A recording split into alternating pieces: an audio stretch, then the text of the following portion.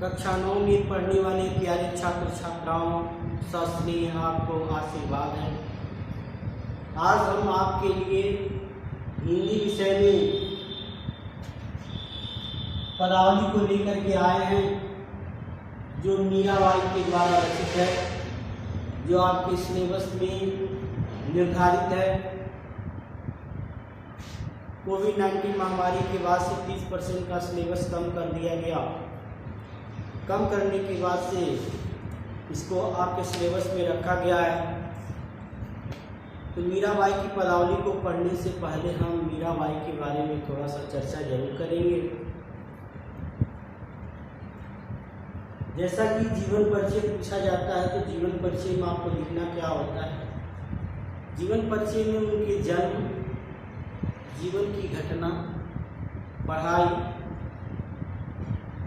भाषा कौन सी रही, शैली कौन सी रही, उनकी रचनाएं कौन कौन सी रही, उनकी मृत्यु कब हुई, उनके जीवन की कौन कौन सी महत्वपूर्ण घटनाएं हैं, किस क्षेत्र में इनको कौन सा पुरस्कार मिला है, ये सब बातों का चर्चा इसमें किया जाता है। तो आज हम मीराबाई के जीवन परिचय के बारे में थोड़ा सा संक्षिप्त परिचय दे दिए हैं, और विस्तार से पढ़ने के लिए आप लोग अपनी किताब से जरूर पढ़ लीजिएगा। यहाँ देखिए, मीराबाई का जन्म सन 1948 ईस्वी में हुआ था, या इसको संवत 1555 विक्रमी कहा जाता है। स्थान है चौकड़िया, राजस्थान में हुआ था। इनके पिता का नाम राव रत्न सिंह, माता का नाम कुसुम कुंवर, पति का नाम कुंवर भोजराज, और इनकी रचनाएं हैं नरसिंह जी का मायरा, गीत गोविंद का टीका, राग गोविंद, मीरा की मल्हार, गरबा गीत, राग सोरठा के पद, राग बिहार, उत्कर पद, ये इनकी रचनाएं हैं। भाषा देखिए, राजस्थानी मिश्रित ब्रजभाषा का प्रयोग इनकी रचनाओं में देखने को मिलता है। शैली मुक्तक शैली है, भावपूर्ण शैली है। ये दो शैलियाँ इनकी प्रमुख शैलियाँ रही हैं। इनका निधन या मृत्यु सन 1546 ईस्वी या 1600 के विक्रमी में हुआ था। साहित्य में स्थान के लिए कृष्ण भक्ति शाखा की मीरा प्रमुख कवित्री मानी जाती हैं, और चूँकि इनकी जो रचनाएं होती हैं केवल भक्ति से परिपूर्ण होती हैं, तो इन्हें प्रेम की दीवानी मीरा भी कहा गया है। इनकी रचनाओं के बारे में और भी कुछ आप देख सकते हैं अपनी अपनी किताब में, किसी भी राइटर की किताब लेकर के आप पढ़ सकते हैं। तो मीराबाई के बारे में बस इतना ही थोड़ा सा चर्चा था। चलिए एक बार और सरसरी निगाह से देख लेते हैं, किताब से मैं देखता हूँ। भगवान श्री कृष्ण की अनन्य उपासिका मीराबाई का जन्म सन 1498 ईस्वी या 1555 विक्रमी राजस्थान के मेड़ता के पास चौकड़ी नामक ग्राम में हुआ था। इनके पिता का नाम राव रत्न सिंह और माता का नाम कुसुम कुंवर था। मीराबाई जोधपुर के संस्थापक राव जोधा जी की प्रपत्री और राव जोधा जी की पौत्री थी। राव रत्न सिंह की इकलौती पुत्री होने के कारण इनका बचपन बहुत लाड प्यार से बीता था। बचपन में ही माँ के स्वर्ग सिधार जाने के कारण ये अपने दादा राव दूधा के पास रहीं।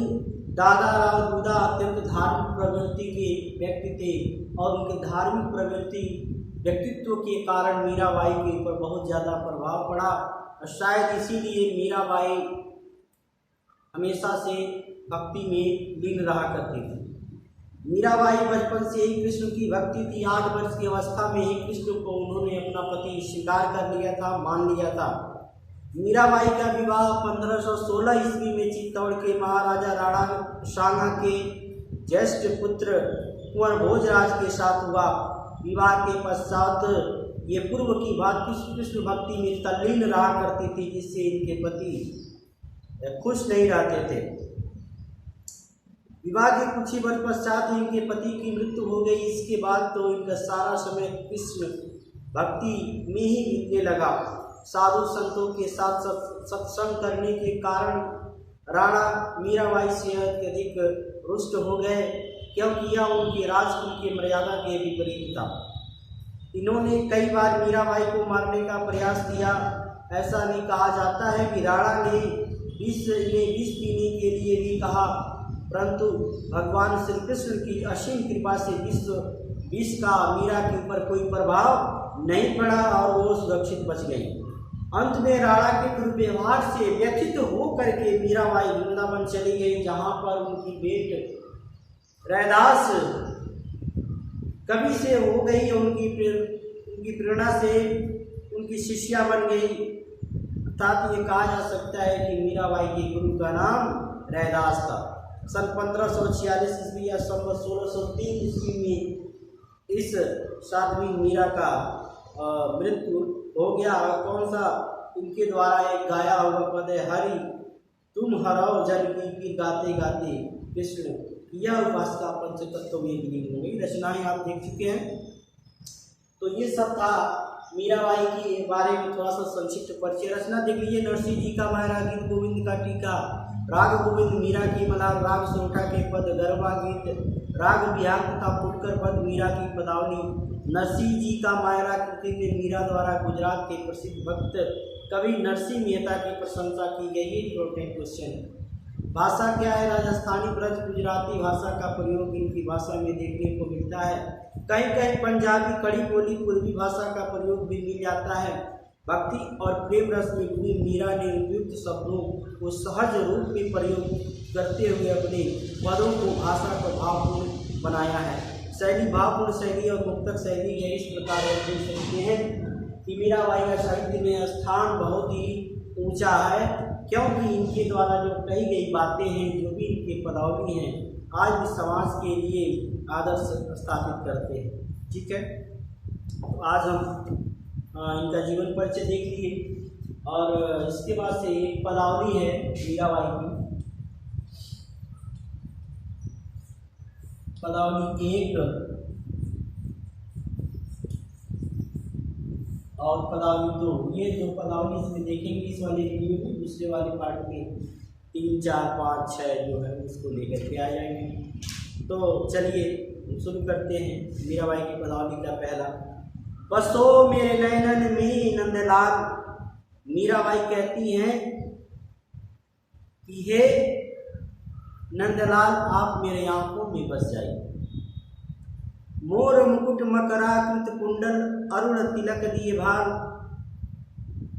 और अपने सिर पर मोर के मुकुट से निर्मित, अपने सिर पर मोर के पंखों से निर्मित मुकुट तथा कानों में मछली कुंडल, अरुण तिलक दिए भाग, मकराकृत कुंडल और मोर मुकुट। ऐसा मोर का मुकुट आप धारण किए हैं, मछली के कुंडल, मछली के आकार के कानों में कुंडल धारण किए हैं, और लाल रंग का तिलक अपने माथे पर लगाए हुए, लगा करके मोहनी मूर्ति सांवरी सूरती, और आपका जो चेहरा है वो मोहनी मूर्ति के समान है।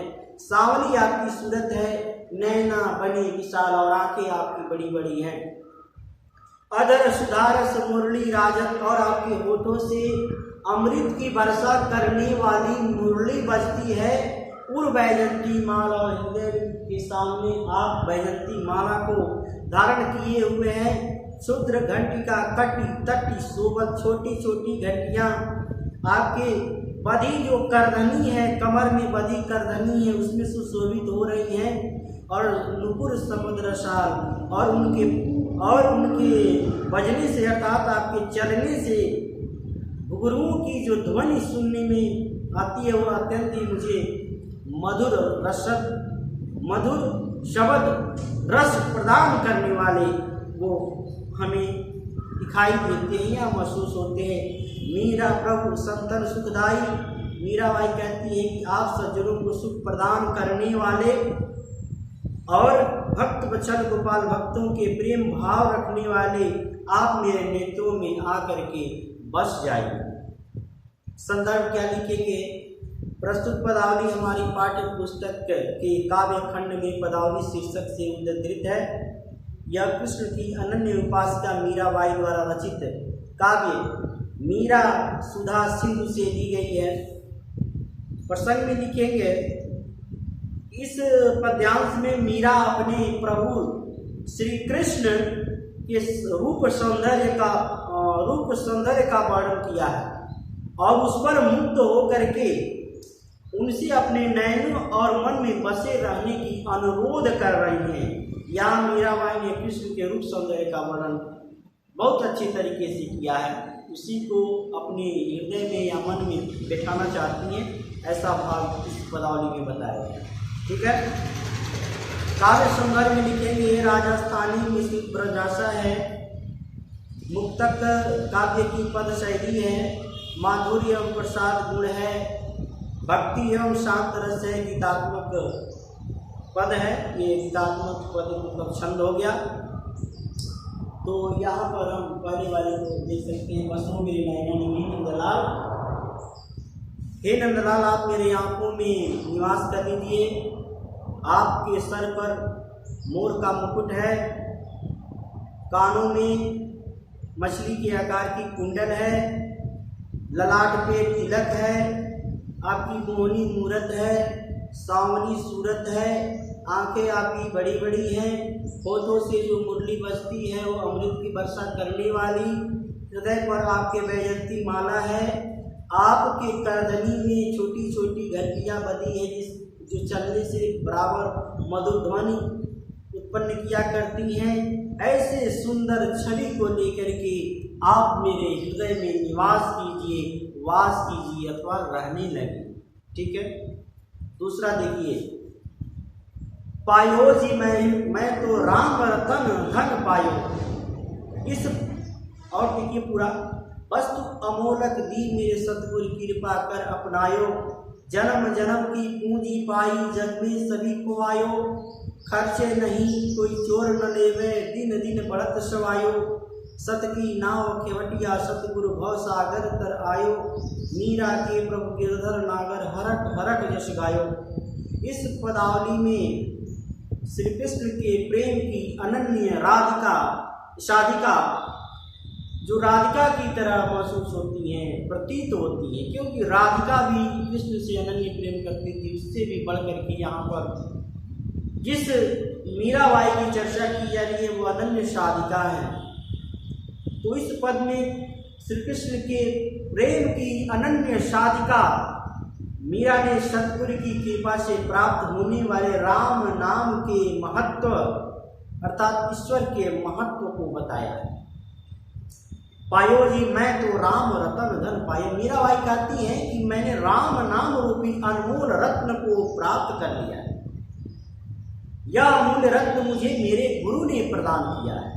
ठीक है ना। कृपा कर अपनायो, और जिसे मैंने गुरु की कृपा मानकर अपना लिया है, ग्रहण कर लिया है। वस्तु अमूलक दी मेरे सतगुरु कृपा कर अपना जन्म जन्म की पूंजी पाई। यह राम नाम रूपी अनमोल रत्न पाकर मुझे ऐसा प्रतीत हो रहा है कि मानो मैंने जन्म का खोया हुआ खजाना प्राप्त कर लिया है। जग में सभी को आया और संसार में जो इससे परे हैं, जो दूर हैं, वे सब कुछ अपना खो दिए।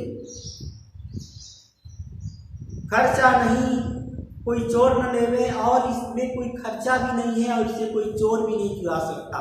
ठीक है ना। दिन दिन बढ़त सवाई, और दिन प्रतिदिन यह सवा गुना बढ़ता जाता है। सत की नाव केवटिया सतगुरु भव सागर तर आयो, और इस सत्य रूपी नाव पर चढ़कर मैं इस संसार रूपी विशाल सागर को पार करने में सफल हो जाऊंगा। अर्थात मुझे भक्ति मिल जाएगी। मीरा के प्रभु गिरधर नागर हरक हरक यश गायो। और फिर मीराबाई कहती हैं कि हे चतुर गिरधर गोपाल श्री कृष्ण मेरे स्वामी, मैं सदैव हर्ष पूर्वक आपके नाम का गुणगान करती रहूं।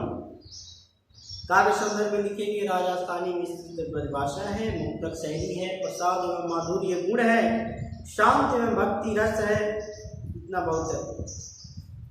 ठीक है। तो आज पहला और दूसरा पद देखिए इस वाले वीडियो में। अगले वाले वीडियो में मैं दूसरा लेकर के आ जाऊंगा। इसमें 3, 4, 5, 6 एक साथ, ज़्यादा लंबा वीडियो होगा तो पढ़ने में दिक्कत होगा। धन्यवाद।